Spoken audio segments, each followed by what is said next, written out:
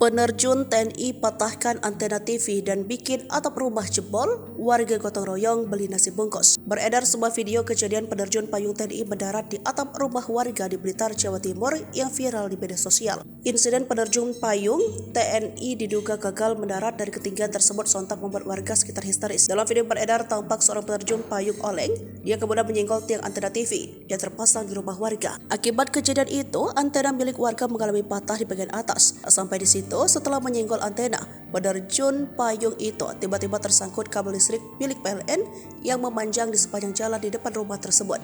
Warga pun panik berlarian berusaha menyelamatkan penerjun payung itu. Momen menegangkan itu viral usai diunggah oleh salah satu akun Instagram.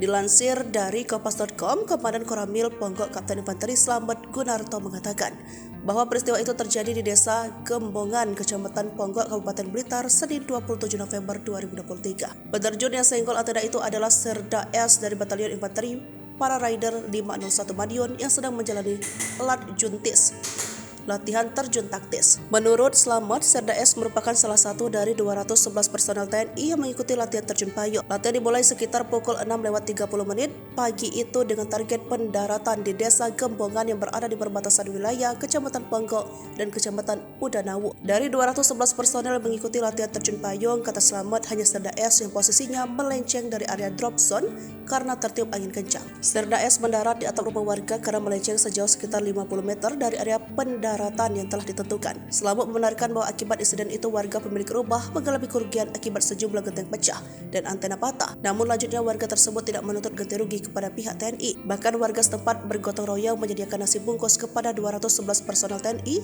yang mengikuti latihan. Hal ini membuktikan bahwa warga yang memang sangat mencintai anggota TNI. Slamet juga menambahkan bahwa selama berlangsungnya latihan, pihak PLN telah mematikan aliran listrik yang ada di sekitar area pendaratan. Sesi latihan tersebut, kata dia, berakhir sekitar pukul 10:30.